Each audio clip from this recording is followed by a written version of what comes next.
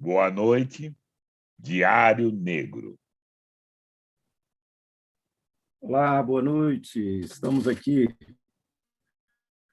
nesta intervenção do Diário Negro dentro da TV Matracas, essa rede de comunicação que se propõe a nos aproximar aqui na pandemia, neste momento de isolamento, de distanciamento. Então, é fundamental que nós, que historicamente temos tido aí uma relação, digamos assim, com o mundo bastante marcada por processos de distanciamento, de isolamento, de anulação, processos que, só para fazer uma alusão aqui muito rápida à nossa referência básica de processo diaspórico, né, de processo de dispersão, que foram os navios negreiros, não é? Nós sabemos que ali já tinha início esse processo de separação dos corpos negros, não é? De forma a diluir, destruir laços familiares, laços étnicos, e assim possibilitar a dominação, pavimentar a dominação desses corpos negros nas Américas e por toda parte do mundo fora da África. Portanto, hoje é uma satisfação muito grande aqui no Diário Negro. Contamos com uma bancada formada por Ildenilson Meirelles e Wesley Wallace, que são aqui nossos convidados hoje, não é, para o Diário Negro. Ildenilson, que já está convidado aqui, na verdade, mais do que para este momento, mas para todos os momentos, sempre aqui no domingo, nesse horário que é, na verdade, né, um horário a partir das 8, de 8 até as 21, de 20 horas até as 21h30, não é?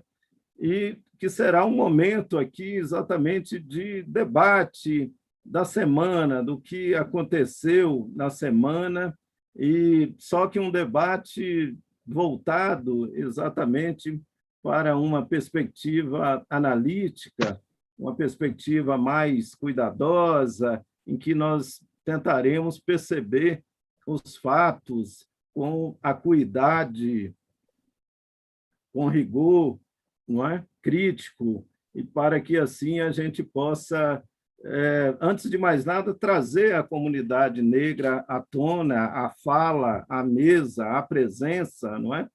E para que a gente, a partir daí, possa também fundamentar ou dar aí elementos, né, para estruturar a nossa caminhada, não é?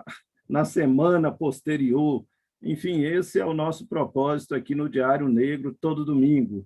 Eu quero, inicialmente, fazer uma rápida apresentação aqui dos nossos, que hoje são 2 convidados. A partir do domingo que vem, então, estaremos aqui, eu e o Denilson, né, sempre, e algum convidado, né, ou convidada que a gente possa trazer aqui para enriquecer esse nosso processo. Então, o Ildenilson Meirelles, meu amigo, um dos intelectuais negros mais atuantes, não é? Mais vivos no nosso cenário atual, especialmente no sertão.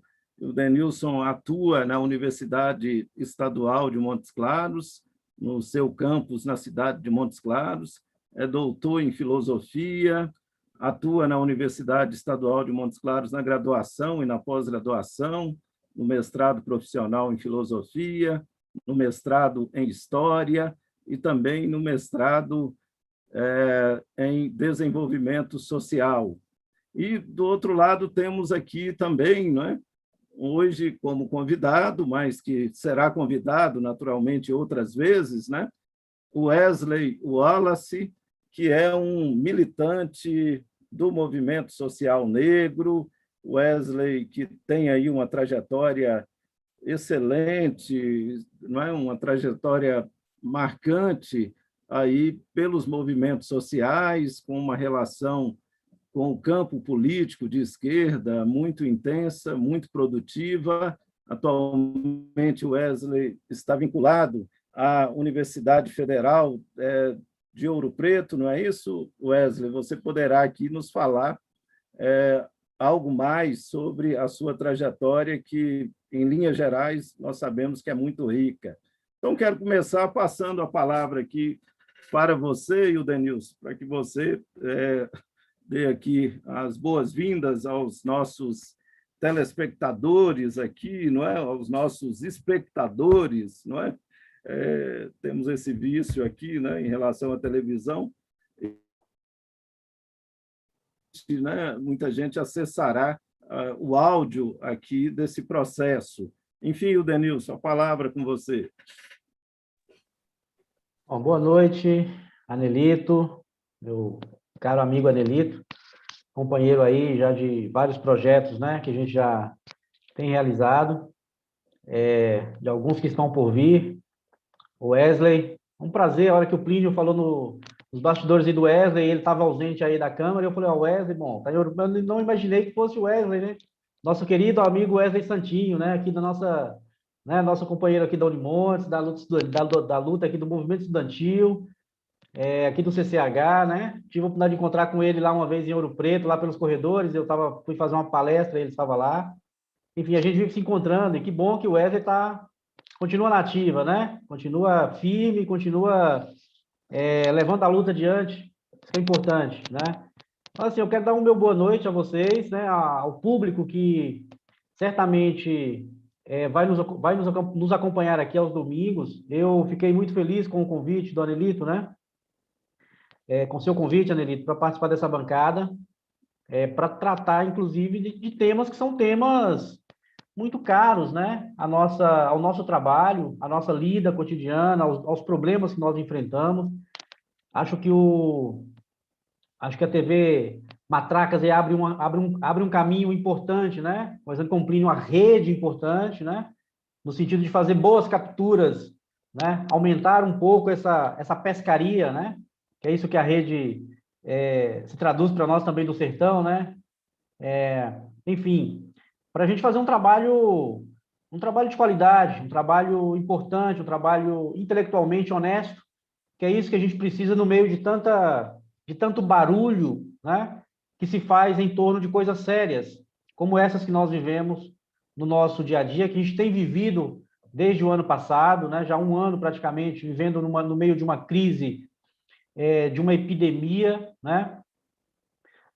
E a gente encontra, né, por vezes, uma série de uma gama de análises que, enfim, mais nos entristecem do que nos alegram e nos motivam a continuar. Mas nós queremos caminhar em outra direção, né? Queremos caminhar na direção de uma crítica da qual nós não podemos jamais abrir mão, porque algumas vidas já se perderam nesse ano de 2020 para 2021, e é a nossa vida que está em jogo, é a nossa história, é a história de uma ancestralidade que nos permitiu chegar aqui, e nós precisamos, então, de alguma forma, dar razão a isso, né? Fazer jus a todos aqueles que nos precederam, né? Inclusive intelectuais que nos precederam e que nos inspiraram a continuar a luta intelectual, né? Porque se consolidar como um intelectual negro nesse país, como uma pessoa negra nesse país, né? Viver como uma pessoa negra já é uma luta imensa, né? Que dirá se firmar como um intelectual negro numa universidade do interior do país, né? A luta é dobrada nesse caso, e a gente precisa levar isso adiante. Então, eu dou aqui uma boa noite às pessoas que vão nos acompanhar, que já estão nos acompanhando, né? Agradecer imensamente ao primeiro contato aqui com o Plínio, né? Com o Wesley, com você, e espero sinceramente que a gente possa, com os convidados, né, fazer uma prosa, uma conversa que seja substancial em torno das questões negras, das questões sociais, né, das questões intelectuais que envolvem, então, toda a tradição do povo negro brasileiro. Tá? É isso. Excelente, Denilson. É um prazer muito grande compartilhar com você este espaço. Eu tenho plena certeza, não é? De que nós teremos aqui, com a sua participação, uma contribuição enorme ao debate vivo, ao debate que se distingue exatamente por se esforçar no sentido de sair do lugar comum, não é? De sair de percepções que são previsíveis, não é? De buscar trazer, a partir da experiência histórica pensada, da experiência crítica da história, trazer contribuições para que nós possamos avançar cada vez mais em termos da afirmação do povo negro, do sujeito social negro, avançar no sentido de, na verdade, trazer, não é, para esse país um outro modo de enfrentamento, não é, de questões como a pandemia, não é? Então, nós falaremos hoje especialmente sobre racismo e pandemia, não é?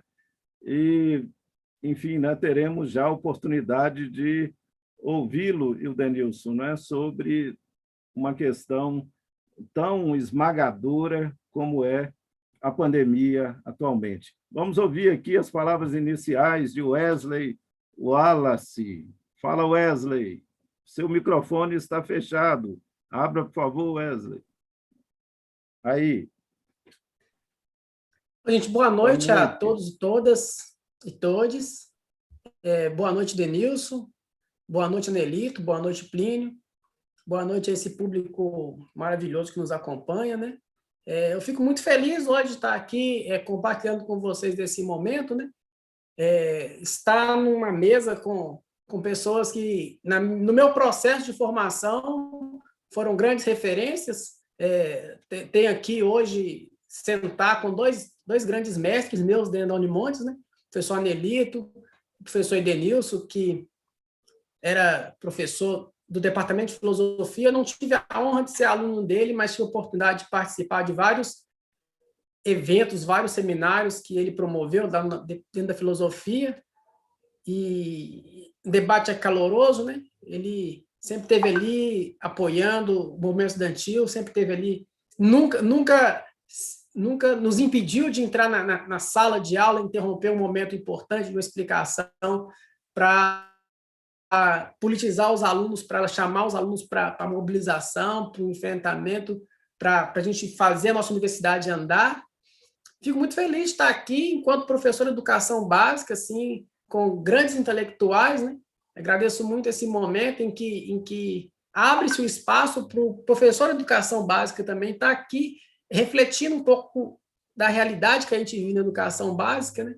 Fazendo essa ponte aí que não deve se perder nunca, né? Entre a universidade e a educação básica aí, que é a ponta que vive assim os anseios da sociedade, né? E aonde se manifesta a expressão da questão social que está latente na sociedade, que é esse racismo estrutural que exclui e que deixa cada vez mais o jovem à marginalidade, né? Por conta do racismo, por conta da exclusão. Muito feliz de estar aqui. É um desafio, né? Primeira vez que a gente participa de uma live assim ao vivo. Vim aqui aprender com meus mestres, continuar aprendendo com meus mestres aí.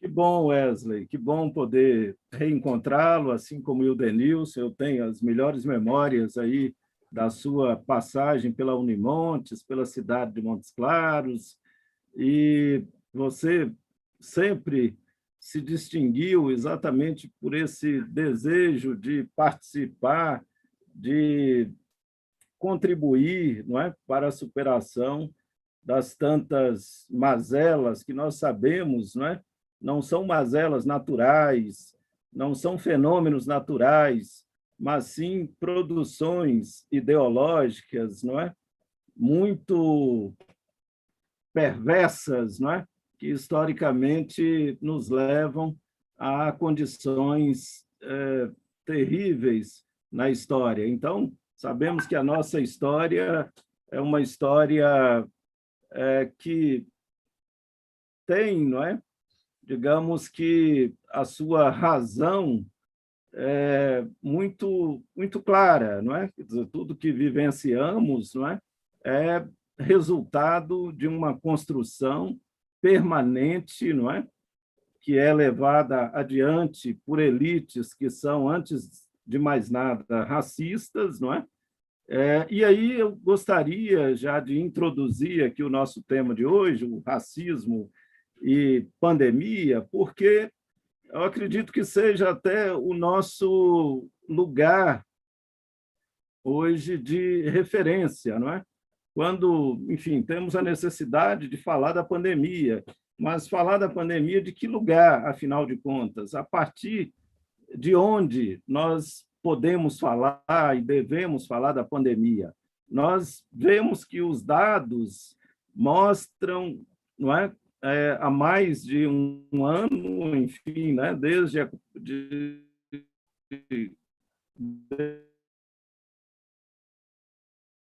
que a pandemia começou, vemos que o povo negro tem sido sistematicamente sacrificado, não é?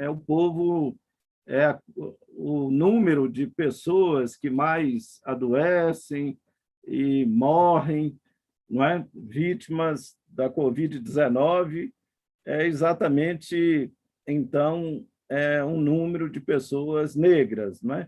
São corpos negros que têm sido frequentemente abatidos pela Covid-19. Então, nós temos aí um consenso, não é? Sobre a relação entre racismo e pandemia. Então, eu gostaria, inicialmente, de ouvir o Denilson e depois você, Wesley, sobre em que estágio vocês percebem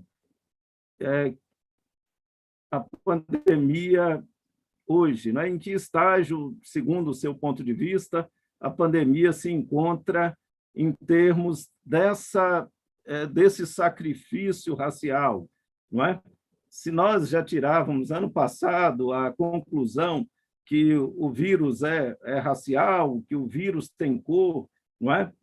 Em que estágio, precisamente, Ildenilson, nós nos vemos agora, segundo o seu ponto de vista? Então, Anelito, eu acho assim, a gente pode avaliar isso de vários lugares, né? Temos várias posições que a gente pode tomar para fazer a análise da pandemia, no caso específico do Brasil, inclusive, e o epicentro dela vai ser sempre o mesmo, né? Que é para dizer o seguinte: se nós pegarmos as grandes epidemias no Brasil, né? Os dados dessas epidemias, né? O que a pandemia mostra, né? É um índice, né? Gigantesco, é uma lente de aumento daquilo que historicamente acontece no Brasil. Ou seja, o povo negro é sempre o epicentro da tragédia, né? Ele está sempre no interior da tragédia, porque ele é sempre o povo mais sacrificado numa conjuntura como essa, num contexto como esse, né? Então, há muitas pessoas que querem fazer uma análise fria da pandemia, né? E querem pensar da seguinte forma: bom, se nós descontássemos, né, todo esse ímpeto genocida do governo Bolsonaro, se nós descontássemos todo o investimento, né, que os grandes empresários têm feito, inclusive na pandemia, né, se nós descontássemos tudo isso, nós ainda teríamos o povo negro sacrificado por aquilo que é o dado mais bruto de uma pandemia, né, do ponto de vista do contágio. Porque a história do povo negro no Brasil é essa história, né, em que, né, essa elite perversa brasileira sempre sacrificou, do ponto de vista das condições objetivas de vida, o povo negro, sob todos os aspectos. Tá? Então, era óbvio né? Era quase que óbvio que alcançasse o Brasil uma onda, né? E ele alcançaria de fato esse ponto que nós chegamos hoje, ele alcançaria isso, né? Isso já estava predestinado lá no início do ano passado, né? No início de março, quando isso alcançou o Brasil de uma forma abrupta, né? Quer dizer, isso já estava predestinado que nós alcançaríamos isso, dado o governo que nós já tínhamos naquele momento, né? Dado o modo como essa elite brasileira se comporta nos momentos de crise, que justamente nos momentos de crise em que ela costuma ganhar mais dinheiro, né? Quer dizer, o modo como se comporta o parlamento que nós temos, que é um parlamento, do meu ponto de vista, politicamente vergonhoso, né? Quer dizer, então, isso já estava por todos os lados, já estava decidido, né? Qual era o povo que ia ser naturalmente sacrificado, né? E isso ia avançar de tal forma para cima, para dentro das casas, para dentro dos casebres, para dentro das favelas, para dentro da periferia, né? Que nós teríamos um número radical, né? De sujeitos mortos, né? E se nós pegarmos hoje o índice, pegarmos hoje os números mostram. Nós não temos dúvida, nós não tínhamos dúvida de que isso ia acontecer nesses termos, né? Quer dizer, é claro que se você pegar o que a grande mídia faz hoje em torno dos números, ela simplesmente sabota, simplesmente ela esconde esses números, né? Quer dizer, esse povo que é sacrificado o tempo todo e que não é evidenciado do ponto de vista, né, da informação, que nós temos uma formação de opinião pública que ela é também vergonhosa no Brasil, né? Quer dizer, então, se a gente for utilizar de canais mais sérios, mais periféricos, de dados e de índices, né, do testemunho das pessoas que estão na linha de frente das periferias das grandes favelas do Brasil, a gente sabe basicamente que são esses números, né? Então, o que nós temos hoje, para responder a sua pergunta, nós estamos hoje numa situação extremamente dramática, nós, né, eu digo especialmente, é claro que a nossa comoção é por todos aqueles que morrem como objeto, né, de uma política de morte, né, de um verdadeiro genocídio que acontece hoje no Brasil, né? Quer dizer, mas nós temos hoje um povo que sempre foi historicamente sacrificado no Brasil e que, no contexto de uma pandemia, né, está duplamente sacrificado. Está duplamente sacrificado. É um povo que morre 2, 3 vezes, né? Mais. Quer dizer, então nós estamos num momento dramático, né?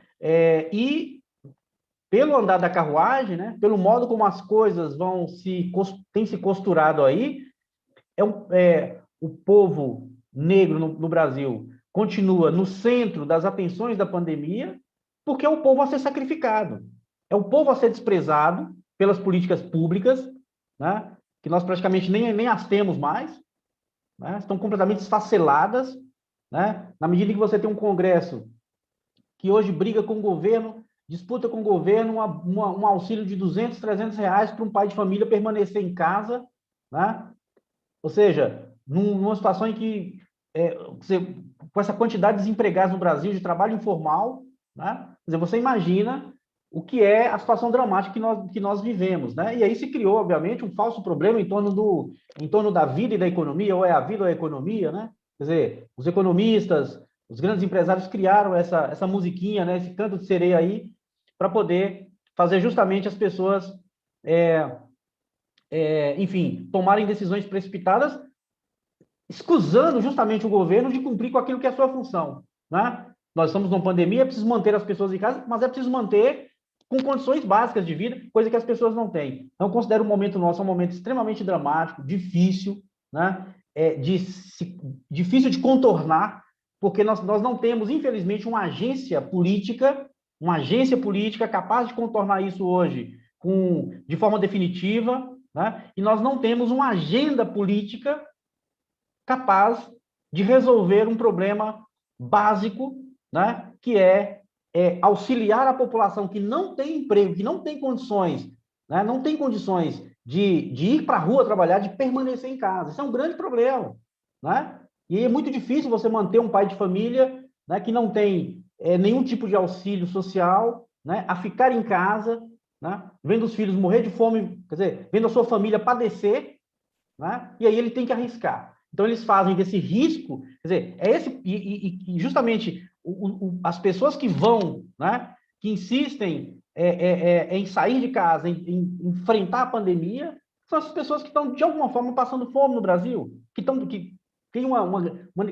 estão carentes de necessidade básica, né? Ou seja, então eu considero que o nosso problema é um problema dramático e a gente precisa sinceramente saltar, né? Passar por cima dessa crítica rasa da mídia ordinária e, de fato, fazer uma crítica que nem empresários, nem a mídia ordinária, quer dizer, as pessoas como de alguma forma não estão interessadas em ouvir, né? Eu considero que a gente tem um trabalho ainda muito difícil por fazer, mas é um trabalho que é preciso fazer, né, Nelito? Sim. Pois é, Ildenilson, entre as tantas questões que você levanta, de suma importância, não é? Eu quero recortar uma aqui, que é exatamente quando você faz referência a uma cultura genocida que nós temos no país, não é? Que consiste em exterminar corpos negros, e isso desde sempre, não é? Corpos negros, corpos índios, corpos pobres. Então, a pandemia só acirrou, não é? Essa cultura genocida. E aí, a partir disso aí, eu quero fazer uma ponte aqui com o Wesley, que o Wesley vem de uma formação em movimentos sociais, não é? Vinculada, uma formação, inclusive, vinculada à Igreja Católica, vem também, não é, com uma vinculação ao movimento estudantil, aos movimentos sociais em geral, não é? Neste exato momento, Wesley está participando de um movimento que procura construir uma marcha do povo negro, não é, Wesley? Eu gostaria, então, que você nos falasse, Wesley, sobre isso que atinge diretamente a juventude negra, que é exatamente o genocídio da juventude negra. Antes da pandemia entrar em cena, a pauta número 1 era exatamente essa, né? Que agora ficou assim, digamos que quase que redundante, não é? Como falar de genocídio da juventude negra, do povo negro, esse genocídio que abate especialmente a geração de Wesley, não é? Nos últimos anos, pegando, inclusive, esse paradoxo que, dentro do governo petista, não é? A partir ainda de 2012 até 2016, acirra-se, não é? A matança de corpos negros no país, não é? Então, isso são dados, não é? Isso não pode ser deixado de ser discutido, não é? Nós não podemos deixar de trazer isso à discussão, não é? Porque, na verdade, sabemos que não há partido negro no Brasil, nem de direita, nem de esquerda, nem de centro. Então, nós somos exatamente aqueles que falam de uma certa orfandade no sistema partidário brasileiro, no sistema ideológico partidário brasileiro. Ou seja, na verdade, então, Wesley, o que eu gostaria de colocar para você é um pouco disso aí, pegando da fala de Ildenilson, não é? Como que a pandemia, para você hoje, não é, coloca essa questão da matança da juventude negra, do genocídio da juventude negra em especial? Muito obrigado, professor, pela pergunta, né? O senhor, logo no início da fala, o senhor remete um pouco do meu histórico, né? A minha caminhada sempre foi naquela perspectiva, né? Um pé na Bíblia, um pé na vida, né?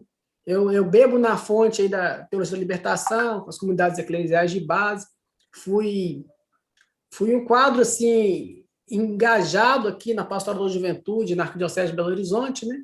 E Então, eu lembro bem, no final dos anos 90, início dos anos 2000, as preparações para os Dias Nacionais da Juventude, para os DNJs, né? Onde a gente discutiu durante vários anos sobre políticas públicas para a juventude. E logo nos anos 2000, a Pastoral da Juventude ela começa uma campanha contra o extermínio da juventude. E essa campanha ela nasce num encontro de fé política e ela ganha uma abrangência nacional e depois há a necessidade de se abrir os olhos para qual juventude que está sendo exterminada.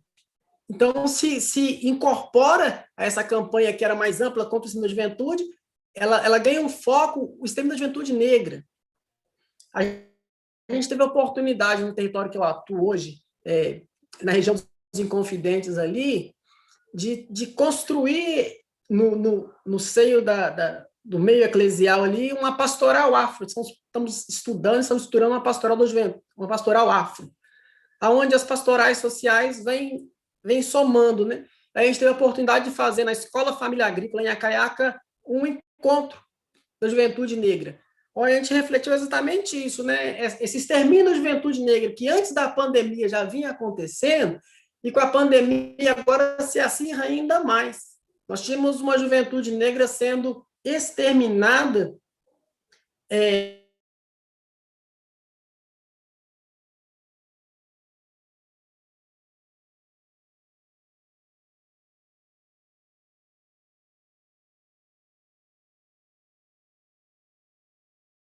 né? Nós refletimos isso durante 3 dias com a juventude, dentro da Escola Família Agrícola, e foi assim, foram dados assim, que a gente trouxe membros da Conjuve, né? A gente teve uma vez aí na Unimontes a oportunidade de levar o Edgar Mansur, que refletiu essa temática do extermínio da juventude e trouxe esse recorte específico. Olha, a juventude negra é a que mais morre.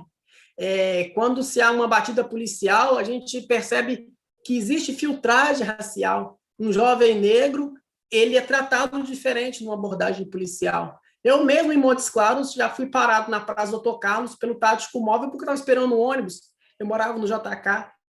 O tático parou. O que você está fazendo aí? Eu falei, esperando um ônibus. Não é ponto de ônibus? Estamos de olho. Eu falei, ainda bem, bom que eu estou seguro, vocês estão me observando. Essa juventude, ela tem essa morte que acontece efetivamente pela bala, mas também ela tem essa morte simbólica, porque a cada parada que um negro é parado, isso dói na gente, porque ser humilhado dói. Ser humilhado dói. E hoje, o que eu vejo a pandemia acirrar isso?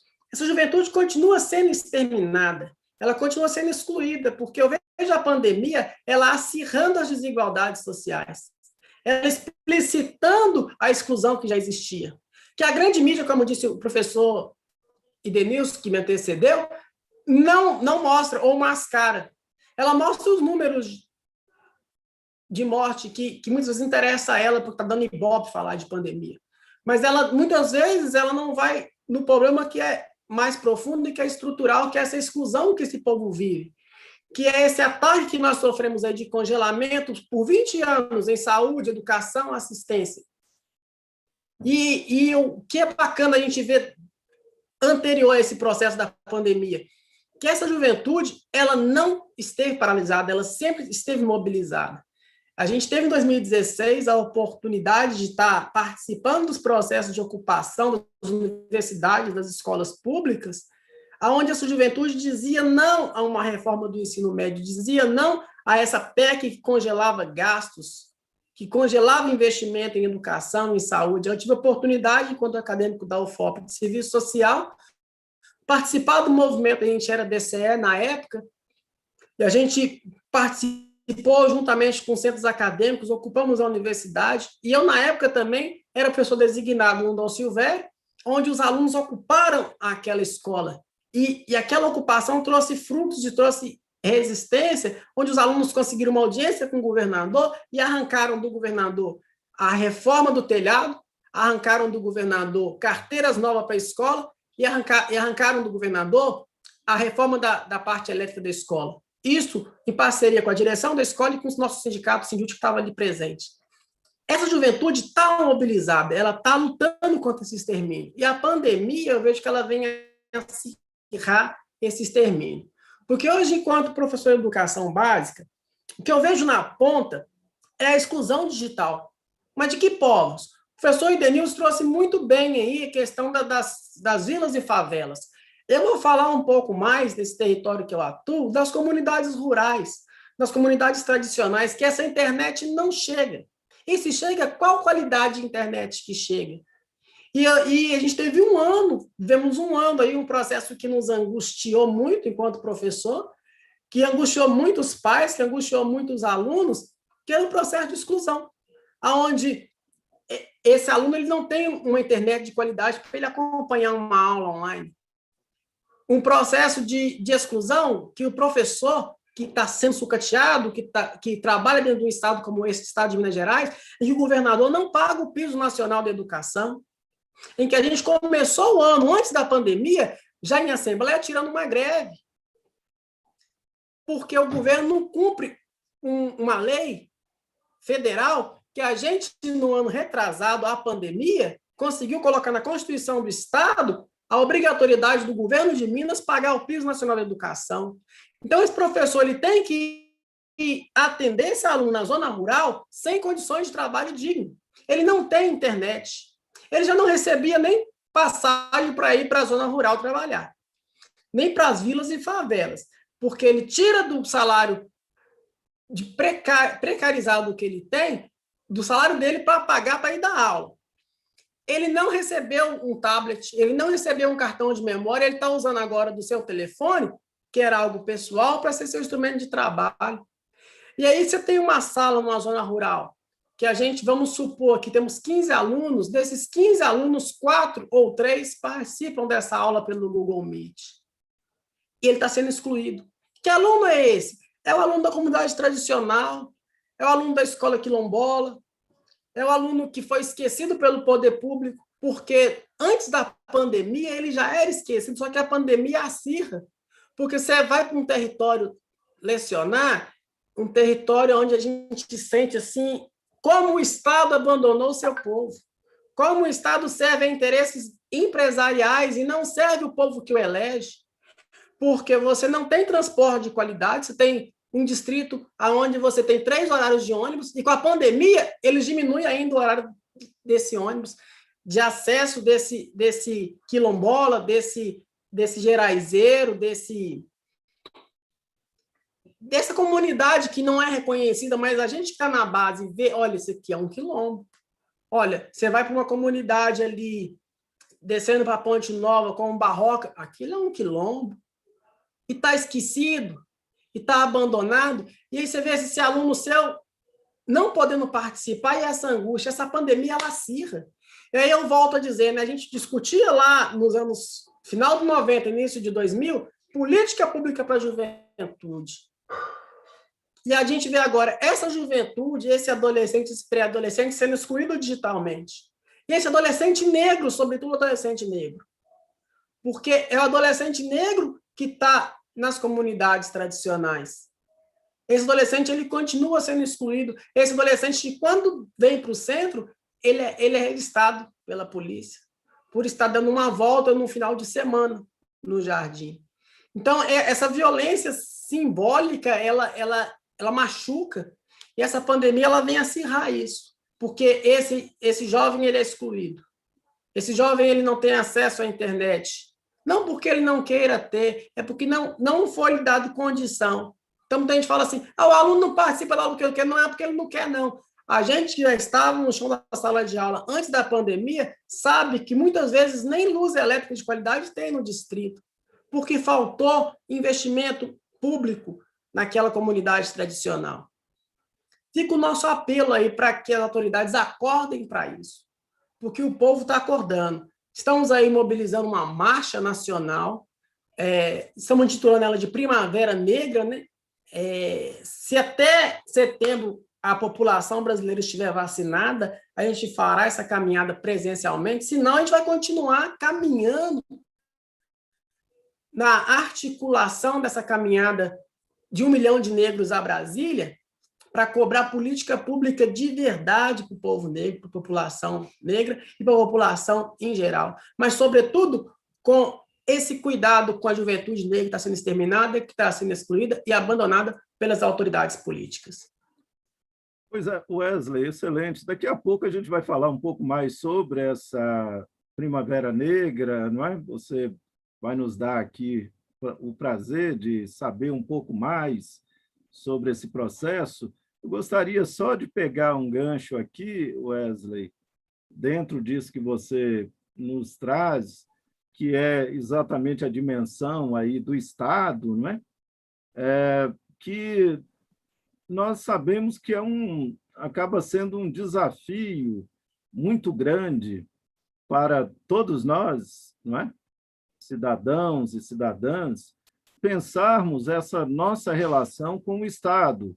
O Estado é uma dimensão naturalizada, normalizada na vida social, de tal modo que nós temos esse desafio, especialmente enquanto povo oprimido, não é? Esse desafio de desnaturalizar, de desnormatizar, não é? Essa nossa relação com o Estado. E aí eu gostaria de voltar aí o Denilson num dado ponto que me parece muito produtivo, sempre em suas considerações, e o Denilson, que eu traduziria como parte da nossa orfandade negra. Eu falei em orfandade em termos político-ideológicos, em termos ideológico-partidários, mas agora não é, quero ampliar essa orfandade assim, em termos de representatividade, porque é disso que se trata, não é? Porque, evidentemente, não temos condição de mudar nada no Estado se não for pela via da representação, não é? Então, num Estado democrático de direito, não é? Nós não temos como alterar nada senão através dos nossos representantes. Mas aí vem a nossa orfandade em termos de representação, não é? Então, Denilson, eu gostaria que, se possível, você nos falasse um pouco sobre isso, né? Que é uma espécie, não é, de solidão também, não é? Que nós sentimos. Enfim, os dados estão aí, os números estão aí colocados. Por exemplo, na semana passada agora, esse número de 27 milhões de pessoas atiradas à mais severa pobreza, como a FGV, não é, expôs, a Fundação Getúlio Vargas, e essas pessoas que, evidentemente, estão em situação de insegurança alimentar, estão em situação de insegurança sanitária, lembrando o nosso problema básico, né? Nossa questão assim, realmente fundamental na vida social brasileira, que é saneamento básico, né? Falta de saneamento básico, não é? Lá no Norte, no Nordeste, nós temos esse absurdo de quase 60% dos lares, não terem saneamento básico. Então, isso explica, de certa forma, numa via, evidentemente, anticínica, por que a pandemia se acirrou tanto, produziu tantas vítimas no Amazonas, no Pará, no Maranhão, enfim, no norte do país. E a mídia, e o Denilson e o Wesley, não traz isso, Quer dizer, a mídia não lida com causas, com raríssimas exceções. Nós vemos que eles ficam lidando numa perspectiva muito mais da propaganda que da notícia, Há digamos que um velho axioma nos jornais, quando havia ainda jornal, que é o seguinte, assim, aquilo que aparece é propaganda, notícia é aquilo que se esconde. Então, cada vez mais, nós vemos que os meios de comunicação, inclusive esses aí, ou principalmente esses que estão reunidos em consórcio agora para supostamente oferecerem uma informação de mais credibilidade, eles trazem 315, 320 mil mortos pela pandemia, só que os pesquisadores da Fiocruz já falam em 415 mil mortos, não é? E não só os pesquisadores da Fiocruz, eles estão trabalhando com pesquisadores de Harvard, não é? do MIT, não é? Do Instituto de Tecnologia de Massachusetts, e também aqui com a USP, enfim. E aí eles têm, evidentemente, não é? Credibilidade de sobra, digamos assim, não é? Resultante do empenho científico, não é? E isso já é algo que nos chama a atenção em relação a esse consórcio de comunicação, ou seja, o consórcio, todos os meios hegemônicos de comunicação ainda não conseguiu, não é? Desmascarar essa farsa aí da subnotificação, não é? De casos, não é mesmo? Então, de maneira mais aqui objetiva, Ildenilson, como que você percebe essa questão aí da nossa orfandade em termos de representação, ou se quisermos, da apatia, especialmente aí dos segmentos de esquerda, e mais ainda, não é? Eu acho que mais grave é a apatia do próprio judiciário, não é? Que tem elementos de sobra para intervir, não é? Em relação, por exemplo, a esse absurdo aí, não é? Que são esses 27 milhões de pessoas, não é? Que não têm o básico do básico, né? Estão passando fome, não é? Segundo esse dado da FGV, e que, portanto, assim, né? São corpos facilmente matáveis pela Covid-19, é claro. Então, Anelito, tem uma...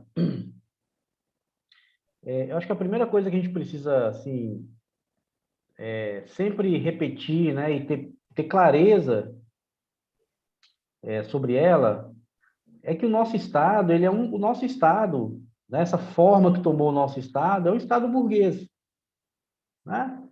Então, em se tratando de um Estado burguês, portanto, de um Estado que atende a demandas que não são demandas do povo pobre desse país, do povo sofrido.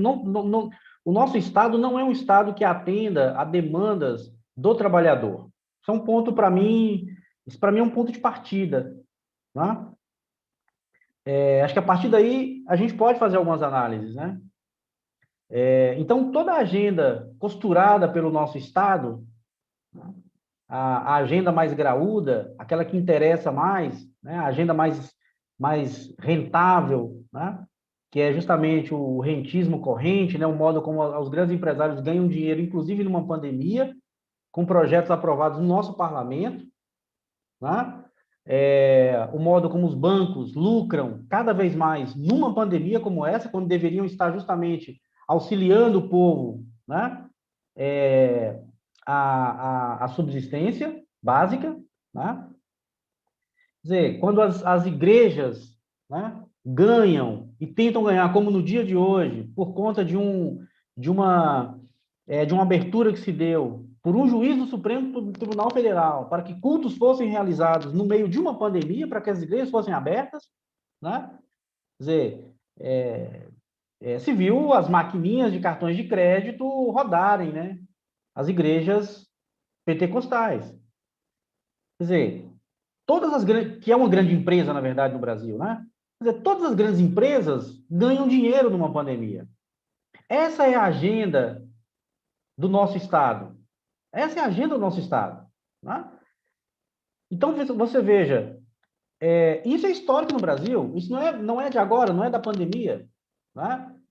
Ora, você tem um déficit muito grande de representatividade nas casas legislativas, né?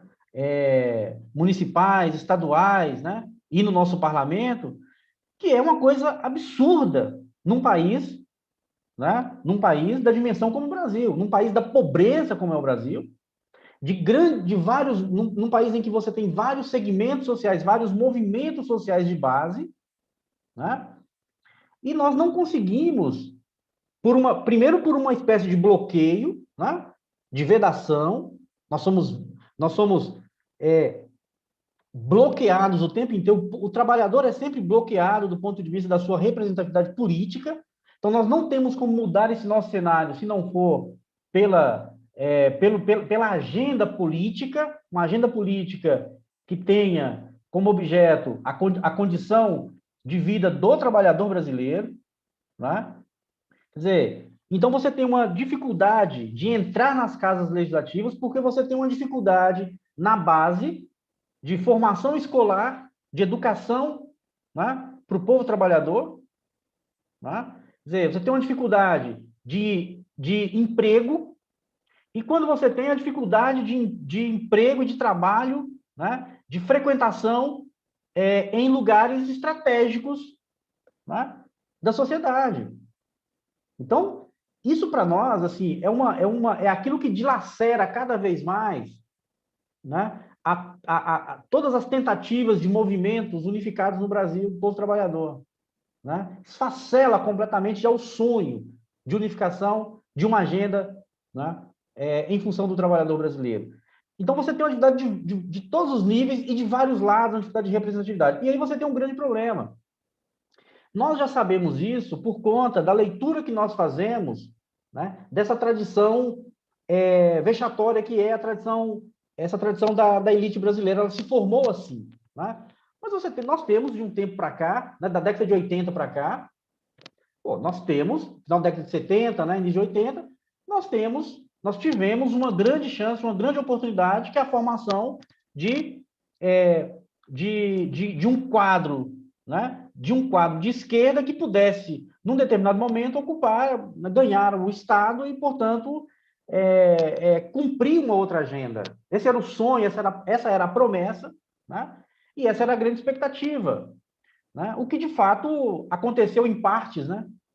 Por isso também nós vivemos o momento político que nós vivemos hoje, né? Isso se consolidou em partes, não se concretizou, um sonho que não se concretizou, né? Por conta justamente da presença de uma agenda política elitista que ainda permaneceu num governo de trabalhadores, num governo, né, do Partido dos Trabalhadores e, enfim, de boa parte da esquerda. E aí nós temos a dificuldade. Veja, nós não temos representatividade forte, né, nos partidos de esquerda no Brasil. Isso nós não temos. Nós não temos, né? Quer dizer, se você pegar do ponto de vista e é uma pergunta que eu sempre faço para os meus estudantes, inclusive é essa, né? Qual é a agenda dos partidos de esquerda para o povo negro? Qual é a agenda? Qual é a política? Quer dizer, como é que eles olham? Eles conseguem olhar para a história do Brasil, né, e construir uma agenda política interessante para o povo negro? Não conseguem, porque eles não conseguem olhar para a história do Brasil. É mais ou menos isso que a mídia faz, esse trabalho que a mídia faz, né? Porque justamente não interessa para ela olhar para a história de um acontecimento. O que interessa para ela, né, é informar um fato, é dar um fato bruto, né? Um fato bruto e grosseiro para a população. Isso é que se chama no Brasil de formação de opinião pública. Tá? Mas aquilo que seria propriamente uma notícia interessante seria justamente mostrar as causas de um acontecimento, as condições pelas quais todo o povo do Norte e Nordeste entrou na situação que entrou numa pandemia, né? A situação que o Brasil entrou, que nós entramos agora, justamente agora, em que todos os países da Europa, Estados Unidos, né, quer dizer, estão entrando numa fase, eu diria, mais amena. Nós estamos entrando numa fase crônica. Em virtude de quê? Bom, mas essa notícia não interessa fazer a história da notícia, o importante é só dar a notícia. Então, o que nós vivemos? O povo trabalhador brasileiro, o povo negro no Brasil, vive de migalhas. Nós vivemos de migalhas, historicamente, nos últimos anos, inclusive, né? Você veja que nós chegamos ao absurdo por falta de representatividade, hein? Quer dizer, né? Por falta de representatividade. E olha que desde a década de 80, atravessou a década de 90, os anos 2000, né, com várias pautas, inclusive as pautas identitárias, né? E não resolveram o nosso problema. Não, quer dizer, é também por isso que também por isso que morrem mais negros no Brasil por causa de uma epidemia, por causa de uma pandemia. E vai continuar morrendo por causa de uma epidemia qualquer, né? E vai continuar morrendo por falta de condições sanitárias no Brasil. E vai continuar morrendo por falta de trabalho. E vai continuar morrendo por falta de escola, por falta de educação, por falta de formação. Vai continuar morrendo por falta de comida. Quer dizer, essa é uma realidade que a gente precisa sempre olhar para a pandemia como aquilo que aquilo que exponenciou um problema que já era crônico no país, que deu uma dimensão, né, catastrófica para algo que já era catastrófico. Se tornou mais ainda. Né? E é para dizer o seguinte, o fim da pandemia não será o fim da pobreza no Brasil. O fim da pandemia não constituirá o fim da morte do povo negro brasileiro. O genocídio do povo negro brasileiro vai continuar.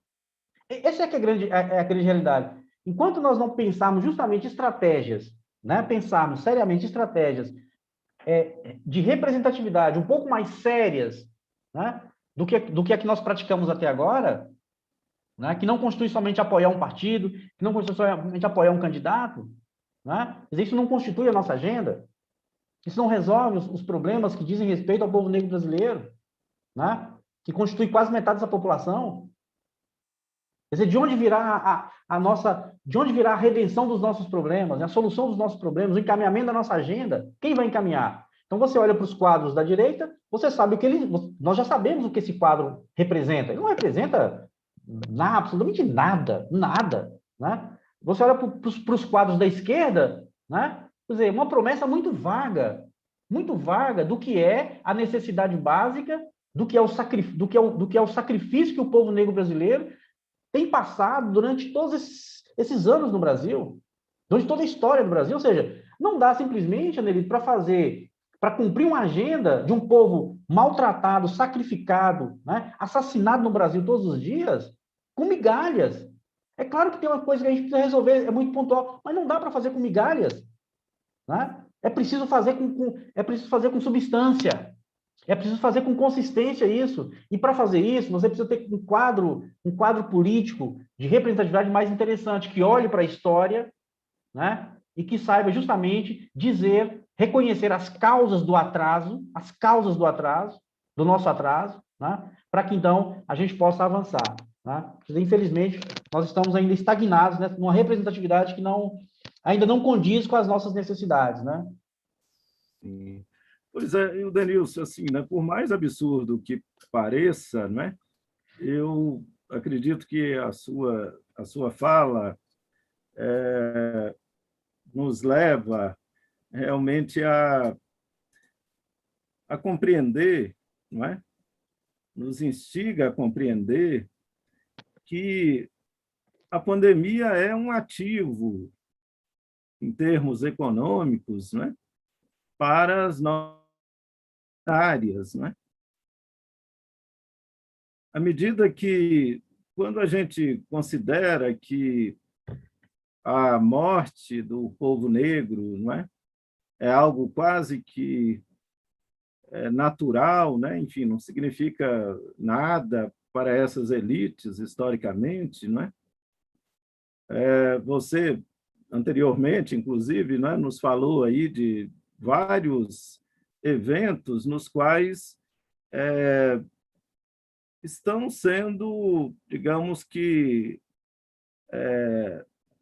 auferidos aí, né, muitos lucros, né, aí, com a pandemia. Aliás, né, assim, quando a gente considera casos como aquele lá, como no Rio de Janeiro, né, o governador lá com a trama lá dos hospitais de campanha, não é?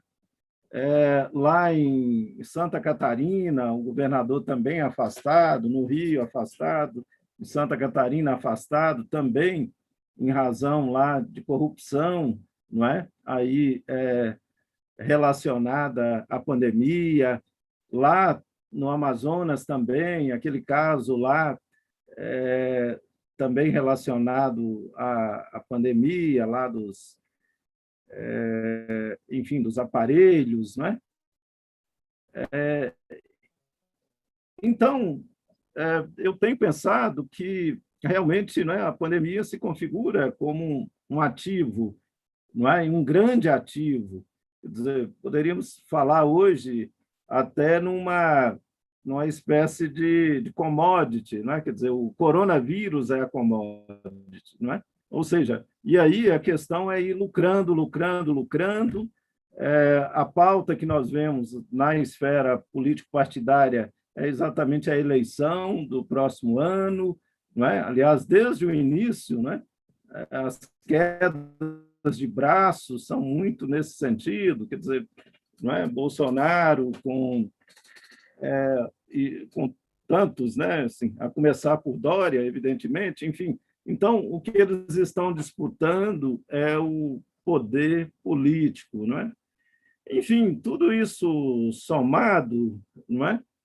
Eu penso que nós, enquanto povo negro, então, né, não podemos esperar muita coisa. E aí eu gostaria de levar aqui a nossa conversa a um desfecho do seguinte modo: está vulgarizado, não é, o conceito de racismo estrutural, não é? Está, e digo conceito entre aspas, não é?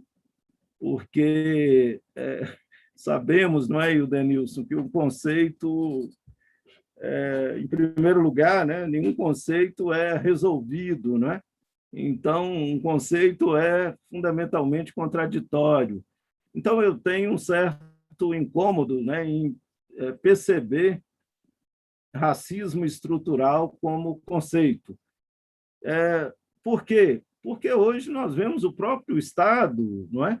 Representantes do Estado utilizando racismo estrutural como justificativa para a manutenção de um estado de mal-estar racial, como gosto de dizer, não é? Então, eu penso que um processo como esse, Wesley, né? Agora, voltando a você com a questão da marcha, e bem rapidamente, se você puder nos falar aqui sobre a Primavera Negra, não é? Eu acredito que uma das coisas aí que realmente demandam uma atitude do povo negro, uma atitude, digamos que crítica, não é? Antes de mais nada, é exatamente essa do racismo estrutural, porque se a marcha for até Brasília, não é? Se as pessoas que forem, se acontecer, não é, presencialmente, espero que aconteça, claro, esperemos que aconteça, mas, enfim, se for a bandeira do racismo estrutural, é como, digamos que seria algo assim para bem recebido até, não é? Pelas elites. Eu quero compartilhar com vocês aqui e com quem nos assiste exatamente essa questão do racismo estrutural como uma cilada, não é? Que, neste momento, está colocada também. Quer dizer, um conceito que, enfim, de modo genérico, que foi produtivo, não é? E é produtivo ainda em um determinado lugar, porém, é algo muito que acaba por constituir aí uma cilada, porque vira também uma justificativa, né? Ou seja, não venceremos o racismo jamais no Brasil, porque o racismo é estrutural. Quer dizer, então, não venceremos a pandemia, porque faz parte do racismo estrutural os negros, por exemplo, né, fazerem parte, não é? Quer dizer, aí expressiva, tomarem parte expressiva na economia informal. Então, se você tem cerca de 30 milhões de pessoas, 36 milhões de pessoas no Brasil hoje, vivendo nessa esfera da economia informal, essas pessoas não têm condição de ficar em casa, não é? Elas têm que ir para a rua. Ou seja, o racismo estrutural explica que a maioria dessas pessoas seja negra, não é? Quer dizer, essas pessoas não podem ficar em casa, têm que ir para a economia informal. Ou seja, então, quando que a pandemia vai acabar no Brasil? Não é? Não vai acabar tão cedo, porque há um elemento aí que é racial, o vírus tem cor e tudo, e o racismo é estrutural na sociedade brasileira. Então, pandemia e racismo andam juntos, né? Dentro da sociedade brasileira. Enfim, é um grande problema que nós temos aí. O que você pensa sobre isso, Wesley? E nos fale um pouco sobre a marcha. O seu microfone está desligado, Wesley. Ah, tá. Ligou? Agora ligou, sim. Você me ouve? Beleza. Sim, estou ouvindo. Então, eu acho que a sua fala ela não serve como um alerta, né? Porque quando a gente tem uma mobilização nacional, é comum aparecer caroneiros, né? Então, essa organização já vinha acontecendo, né? Entre pessoas do movimento negro a nível nacional. Eu passo a integrar essa equipe no mês passado, né? Eu fui convidado a compor essa equipe a partir do mês passado. E eu acho assim, esses levantamentos que o senhor traz aqui nessa pergunta, ele está sendo refletido dentro do Comitê Nacional. Só qual que eu vejo de interessante do processo de construção dessa marcha está acontecendo? Essa marcha ela tá focada em fazer um trabalho de base, em se voltar para a base. Essa marcha está muito preocupada com os medalhões, com personalidades que querem se promover a partir do movimento, porque pensar uma marcha com 1 milhão de negros a Brasília é algo que dá visibilidade. Então, a gente está preocupado com os caroneiros de partidos políticos, estão preocupados com pessoas que vão tentar usar a marcha para se promover e apresentar propostas de partido. Mas o que é interessante na questão da base, né? Até o presente momento, nós estamos construindo os comitês municipais, os comitês estaduais, o Comitê Nacional. Até o presente momento, nós já temos 18 comitês estaduais formados, discutindo, estudando, pensando em estratégias para essa mobilização, para cobrar lá em Brasília política pública para a população negra brasileira. Nós temos até o presente momento 34 comitês municipais. E essa marcha também está sendo pensada num sentido de não ficar refém desse movimento capitalista financeiro, de ficar refém de pessoas que vão querer se apropriar, né? Então, para isso também, esses comitês eles estão criando uma vaquinha virtual para que tenha autonomia financeira para promover esse encontro. Então, tem tido conversa muito produtiva com as comunidades tradicionais, os quilombolas, com as comunidades de terreiro que sofrem na nossa sociedade até hoje o racismo religioso, que é um absurdo, né? A gente vive num estado laico e as pessoas de crenças de matriz africana não ter liberdade de culto. De ainda hoje a gente ter casos que a grande mídia não mostra, de terreiro sendo invadido por extremistas neopentecostais, em sua grande maioria, que ataca a crença do outro, que endemoniza o sagrado do outro, que chegou até levar para o Supremo, né, a proibição da sacralização de animais de ritual de matriz africana. Mas você não vê esse povo defensor dos animais combater a questão da Páscoa judaica, que faz sacrifício de cordeiro, exemplos, né? E é até bíblico, né? Então, tem essa preocupação dessa comunidade que está organizando, em estar fomentando comitês municipais para que venha da base, para que seja o povo negro falando o que o povo negro está vivendo. Para que não tenha pessoas que falem por nós. Porque eu tenho percebido dentro desse processo que o povo está acordando e desencantando desse modelo de democracia representativa. E está começando a tomar posse de um processo que tem que acontecer, que já era para ter acontecido, de uma democracia participativa. Do povo negro ocupar os espaços de fala, os espaços de decisão e falar o que de fato estamos vivendo. Ocupar os conselhos municipais de igualdade racial, se não existe, pressionar, fomentar para a criação desse conselho. Esse povo está começando a articular e ocupar esses espaços. Então, eu acredito que essa marcha ela vem num momento, estava até sendo discutido ontem na reunião da Nacional, que fazer uma marcha dentro de um governo progressista, num governo de esquerda, era tranquilo, era fácil captar recursos. Mas é desafiante construir uma marcha dentro de um governo ao qual vivemos, que é um governo genocida, que é um governo racista, que é um governo que tem coragem de ir para a rede nacional e falar que quilombola pesa arroba. É um governo que não respeita os saberes tradicionais, que desrespeita a ancestralidade. Então, eu estou muito esperançoso nessa construção, nessa caminhada, cauteloso. Eu tenho falado isso no comitê que eu ajudei a montar, né, que estou aí como um dos coordenadores, de ser um momento, um processo, ainda que não aconteça em setembro, para a gente conhecer os nossos intelectuais negros.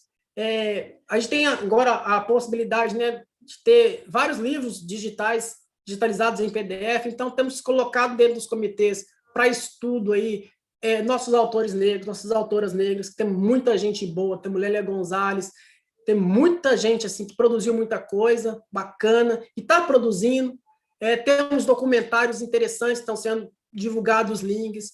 Então, temos tentado fazer um trabalho assim, voltado para a base, para que não surjam medalhões, para que não queiram falar por nós, mas que seja nós falando aquilo que nós vivemos na base.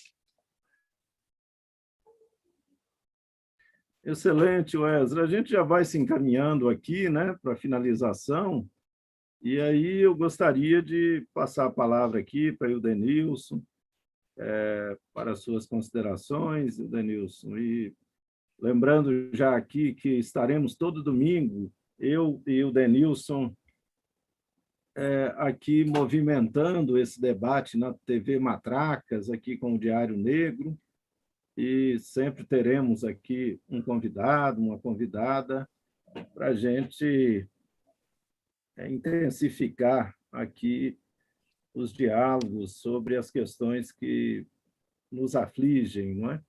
Questões que são importantes, especialmente para a comunidade negra brasileira. Então, Ildenilson, a palavra está com você. Bom, quero aqui dizer que a gente já tem, por esse primeiro experimento aqui, por esse primeiro encontro, né, por essa primeira bancada, a gente já tem aí um bom cardápio de questões importantes para discutir, né, uma agenda importante.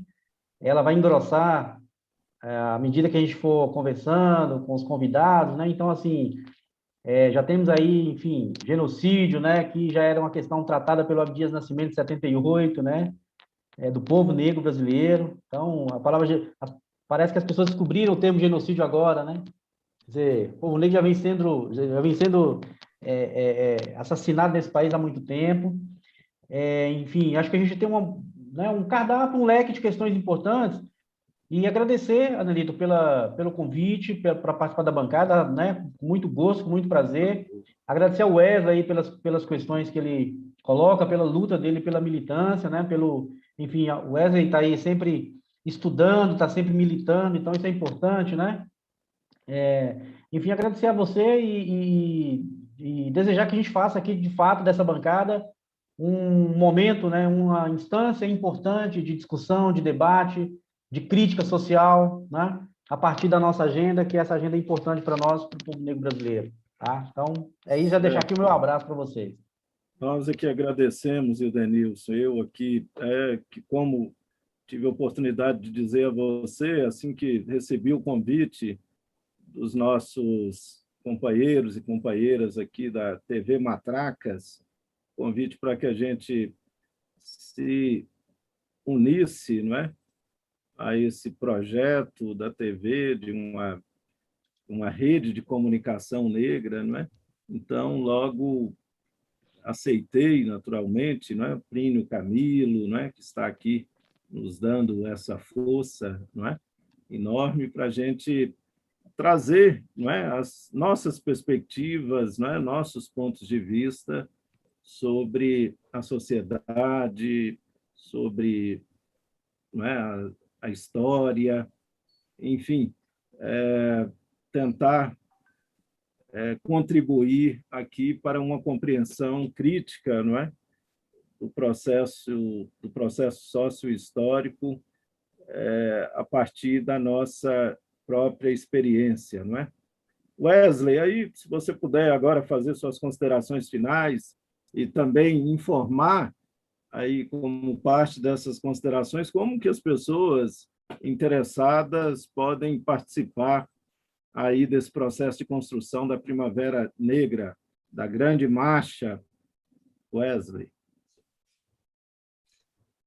Então, como está chegando ao final, né, agradecer aqui o convite, né, para estar aqui com vocês nesse momento, fazer uma homenagem à minha mãe, grande guerreira, minha grande heroína, que está aniversariando hoje, nesse 4 de abril. Aquele beijo, mãezinha. Se eu estou na luta hoje, minha inspiração vem dela, ela que sempre pensou no bem coletivo, nunca pensou somente no seu próprio umbigo. Né? Bom, gente, existe um Facebook, existe uma conta no Facebook, existe conta no Instagram, você pode colocar lá Primavera Negra. Está acontecendo, em Minas Gerais temos um Facebook já oficial mineiro, né? Que a gente pode estar passando para Nelito para colocar nos próximos encontros aí o link, para vocês estarem acessando. O pessoal está montando conta no Instagram. E está acontecendo essa iniciativa também de comitês municipais. Né? Interessante procurar a coordenação estadual, a coordenação nacional. Eu posso ser um canal para isso também, né? Através do Anelito, aí pode estar colocando os links de contato aí para a gente estar engrossando o movimento, para estar discutindo na base aí, onde você esteja aí, porque está tendo articulação em todo o país para esse encontro acontecer, né? Aí eu posso estar passando para você pelo Zap, Anelito, e você colocar nos próximos encontros assim, como as pessoas podem estar tendo maior contato. Pode ser? Mas agradecer mesmo a oportunidade de estar aqui, esse direito de estar podendo falar enquanto professor de educação básica, assim, da realidade que a gente está vivendo, que é de exclusão do povo negro mesmo. Sim, isso nessa questão de tecnologia. Você está atuando na cidade de Mariana, não é? Sim, eu estou lecionando ensino religioso em Mariana e concluindo o serviço social na UFOP. Na UFOP, exatamente, não é? Pois é, pessoal. Então, muito obrigado pela companhia aqui, não é? Pelo compartilhamento deste nosso primeiro momento aqui na TV Matracas, é o Diário Negro na TV Matracas, todo domingo, de 20 às 20h30. Hoje tivemos aí um pequeno atraso, mas a partir do próximo domingo manteremos aqui esse horário de 20 às 21h30, com essa conversa espontânea, essa conversa aqui, digamos, com um sentido aí maior de interagir realmente com as questões mais prementes, né? De tentar trazer aqui pontos de vista críticos, não é? Que fujam aos lugares comuns, às abordagens que nós já sabemos, já vêm com o endereço certo, não é? Então, não podemos dissociar jamais o saber do poder, evidentemente, não é? E quando se trata da questão racial, da questão negra em geral, nós sabemos que é muito importante que negras e negros, não é?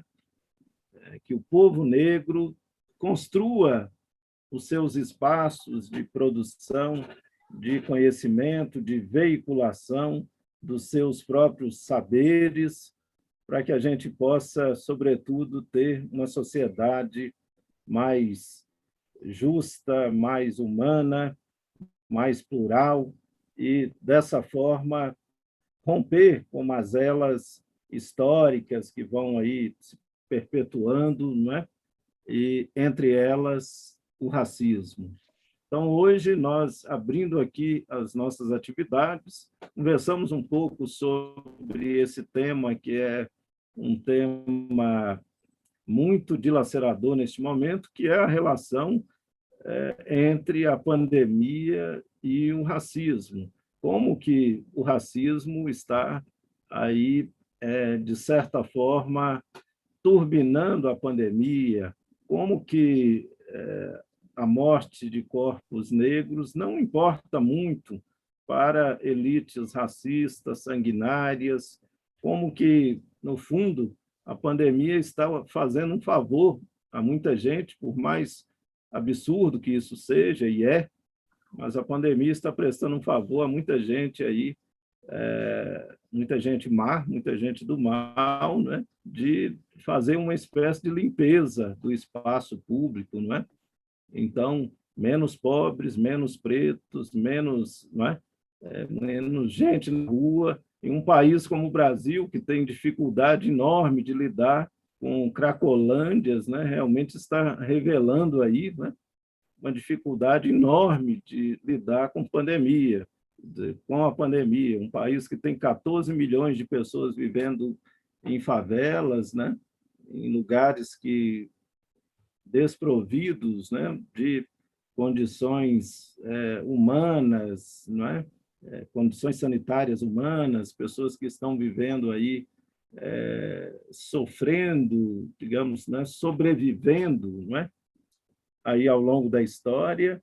Então, o que poderíamos esperar, senão que o país hoje fosse, como é, o epicentro da pandemia do coronavírus no mundo?